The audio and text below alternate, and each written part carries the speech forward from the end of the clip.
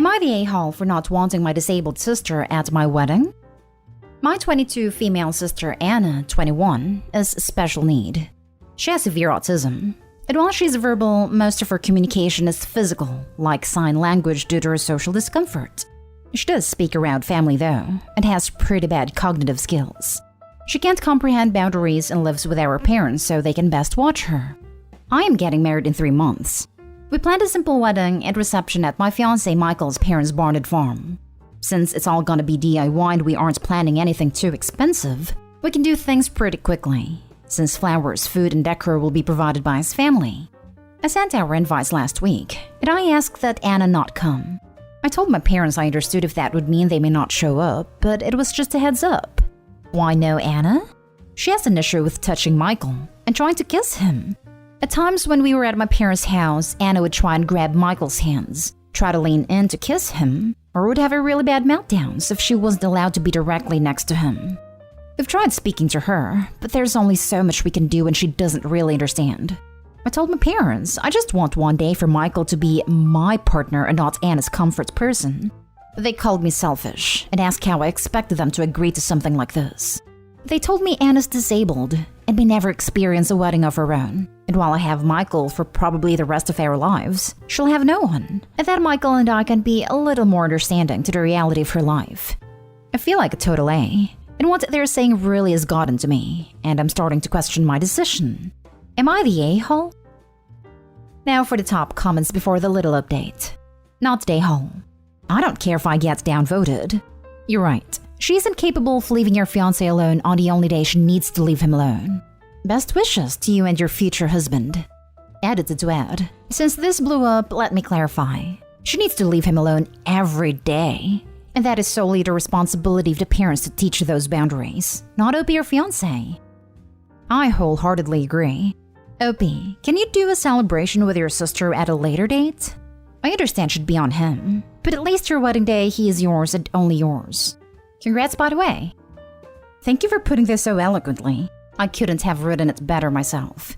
Opie, you're not the a-hole in the situation, although I totally empathize with your dilemma. It can be a sticky subject to discuss disabilities, especially given a family tie, but you are not asking/acting in bad faith whatsoever. Congratulations, Opie, and here's to many years of joy ahead. Your partner deserves to not be harassed every day, but especially on his wedding day. It doesn't matter if she doesn't understand, she still can't do it. If your family won't prevent her from doing things, then she isn't allowed in those situations. Yeah, no one's talking about this. Seems like harassment. I don't wonder what Michael thinks about the whole situation. It's his wedding day too. Not the day home, but neither is poor Anna. It's your parents.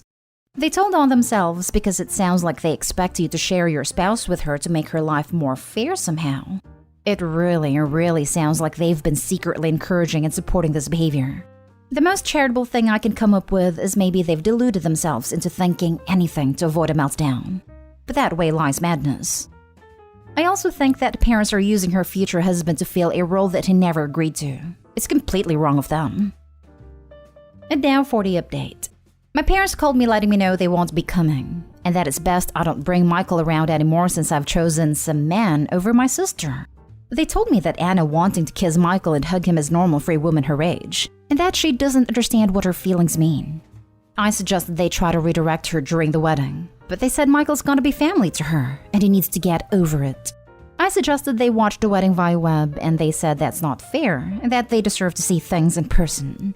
I asked if I could pay for someone with proper credentials to watch her that day while they attend, and they asked what I would do when they died, and if I'd pawn her off every time.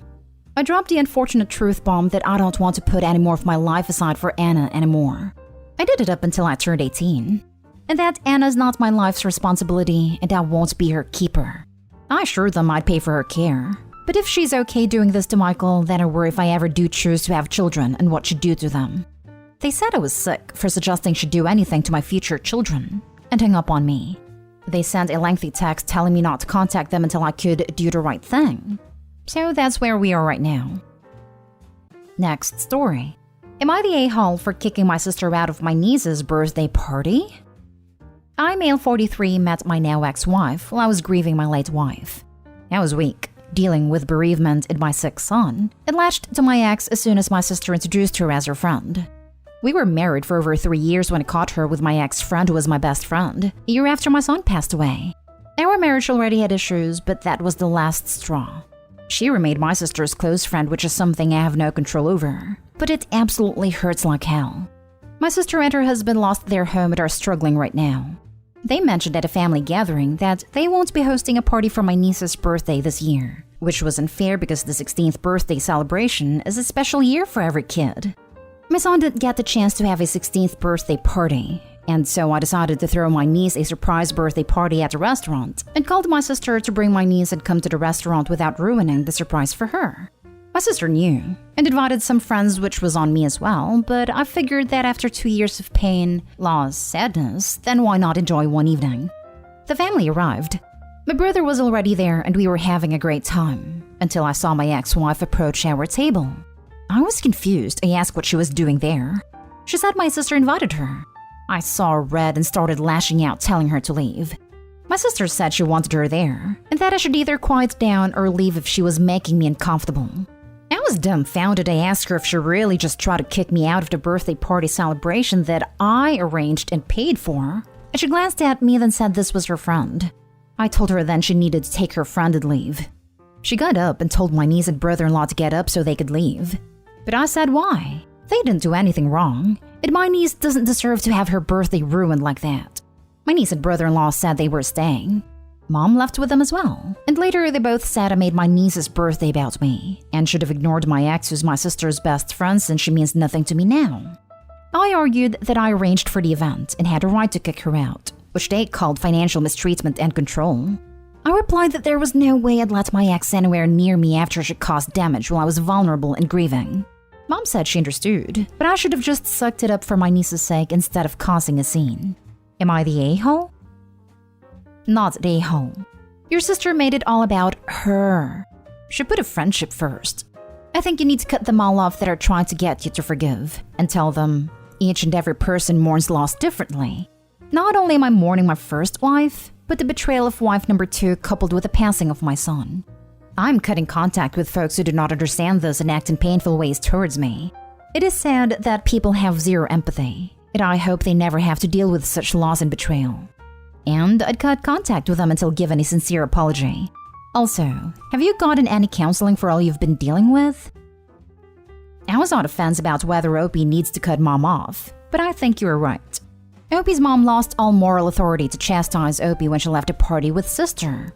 She put her granddaughter's feelings last and made this an even bigger scene. Opie's mother is barely deserving of the title. To be so callous of your child's feelings after everything Opie has been through, siding with that line about financial mistreatment was the clincher for me. When you pay, you own the guest list. Want to control who comes? Find a way to be less of a financial dog plop. Not the a-hole. Your sister is disrespectful AF. It's telling that neither her daughter or her husband followed her out. Everyone sucks here. Yeah, your sister is an A for putting you there, but also what is your ex's relation with your niece? You have nothing there, and I'll be honest, most best mates I know are also generally close with their kids. Yes, you paid, but also you ruined what you claim to be a special moment for your niece as well. Her sweet 16 is gone. You should have clarified that point a bit or at least checked beforehand. Don't worry, still think your sister is also wrong. Should have told you, etc. But both need to grow up since this was about your niece. If it was your birthday or whatever, fine, throw them out, no problem. Would not be the A. But this involved someone else who may have a close connection. Maybe not, but I doubt you'd be truly informed about that. If the sister cared about her brother at all, then she'd ask her friend to stay away from the party. The fact that she not only brought her but left with her says a lot. She could have just asked her to leave and continued to celebrate with her daughter. Also, why should he be run out of a party he set up out of love for his niece? You blame Opie for not checking beforehand, but I don't think it's normal to have asked someone who betrayed your brother in the worst way possible while he was grieving your nephew to not come to this party. Next story is titled, Am I the a-hole for letting a teenage boy spend a night in jail before dropping the charges? So I feel like I'm always posting here, and here is my latest ask. When I moved cities a few months ago, I rented an apartment on a monthly contract while looking for another one to buy. A couple months in, the owner told me that she will be putting it on the market, so she will be needing my schedule to arrange showings. I offered to buy it, and not even 2 weeks later, I was the owner of my own apartment. I live in the second floor. The first floor is owned by a family, father, mother, and 2 teen boys. The ground floor is 2 garages for cars, 1 for each owner. And finally, the roof is split into 2 roofs with an 8-foot wall and separate doors off the landing. When I bought my house, I wanted to redo the kitchen and bathroom, so I took some cookies and knocked on my neighbor's house to ask for their schedule. I didn't want to do work while they were at home to avoid bothering them. That day, I was in my balcony and heard a husband complaining about me buying the apartment. Apparently, they were planning to do so, but I beat them to it. Now, fast forward a couple of months and I have turned my roof into a garden, with raised beds for my veggies, pots for flowers, some garden furniture, and an area with some wood and outside tiles. While coming out one day, I met my neighbor and she asked to see the garden with her sons. I showed it off and thought that was the end of it. That is until I started noticing how some of my flowers were cut, the furniture was moved, etc. So I installed a camera and saw that her sons jump over the dividing wall along with some friends and spend their time there. I told the parents and asked them to tell their kids to stop, that most of the time I am not at home and if something happened, there is no way to open the door to help them, metal door with a huge padlock. They said okay, but the kids continued to do so. They even started destroying my plants for telling on them. So I gave their mother an ultimatum. They either stop or I will be calling the police. She scoffed and called me an entitled witch. The next time I got an alert on my phone, I called the cops and said someone broke into my rooftop garden. They came pretty fast, and only 1 kid managed to escape. The other was caught red-handed and taken to the precinct. Their father almost broke my door and started screaming at me to come and drop the charges. But I just threatened to call the police on him as well and went to bed. This morning I went to the precinct and dropped the charges, so he spent the night in their jail with, according to his mom, drug dealers and thugs. I was so sure of my decision that I was teaching him the consequences of his actions. But my mom said that I was too harsh. She said that I punished the parents, not that I taught the kid a lesson. So guys, am I the a-hole? Not the a-hole, not even remotely the a-hole. You talked to them. You talked to them again. They, instead of disciplining their kids, basically left you with no other choice. Hell, with that kind of attitude, frankly, you would still never be the a-hole even if you didn't drop the charges. Probably shouldn't have. Probably should have called the police on the father too.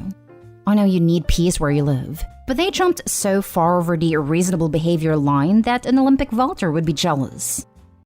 I concur and would like to add, don't engage with them beyond saying that the next time you will not be dropping charges.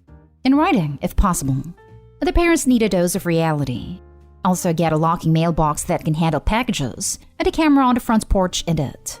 Entitled people do not like hearing no or consequences. Don't trust any of them farther than a newborn infant can throw them.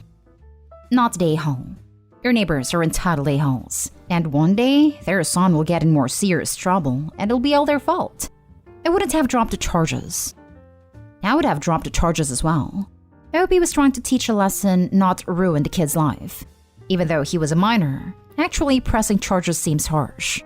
The kid's parents may think Opie took it too far, but they didn't. Nobody should have to put up with the destruction of property. Once the parents knew there were cameras, they should have laid down the law. Now for the last story. Am I the a-hole for not contributing for my ex's kids' college? For background, I was with my ex Meg for 13 years. We did not get married because both of us got married young before and decided marriage wasn't for us. Her son Eric is 18 and a senior in high school, finalizing where he'll be headed for college very soon. Eric's dad has never been in the picture and I played somewhat a fatherly role, but always made sure to build a boundary. He calls me by my first name. Told him I'm not his replacement dad, all that. I have a son and she played a stepmom role for him, but not to the degree since my ex is still very much a mother and we split custody. We broke up in June over some irreconcilable differences, and I've since moved on. In the past, I'd figured I'd help pay for Eric's college, assuming I'd still be with Meg, but never promised or set up a fund or anything like that. Now that it's getting to the point of deciding where to go, Meg asked me how much I'm going to contribute, which just shocked me. I thought it was common sense that I wouldn't pay for college for someone who's not my kid and whose mom I'm not with. Then Eric called me to ask the same thing, to which I basically told him the same thing. Then they both got mad at me and called me some names, making me doubt myself. Edit. People have asked if she is paying for my son. He is doing ROTC and got a full scholarship through that program. I did not promise to pay for his college. There was just kind of an understanding that we handled bills as a household. We did not live together the whole 13 years. We did for about 8, from ages 10 to 17. I do travel for work often and work heavy hours, so I wasn't always around though. Not today, Hall. Breakups suck. They were pretty presumptuous, assuming you'd be still paying after a breakup. This is how I viewed it. I really thought it was common sense that I wouldn't be paying after breaking up. It is common sense. People are just entitled. Not the a-hole. Is she going to contribute to your son's college education? Also, she tried to guilt/manipulate you by having Eric call when you had already spoken to her. I'd limit any unnecessary contact with her, since she seems to think she/her son are entitled to your money. Not today, home. He's not your son, she's not your girlfriend, and you have no obligation to pay for his college. Incidentally, how much is Meg paying for your son to go to college? Funny how that works out. Luckily, he got a full scholarship with ROTC, so that pays for tuition plus living costs. Does X know this? If not, I would ask her if she plans on paying for your son's college just to see what she says. I don't really get enjoyment out of being petty. Would rather just move on.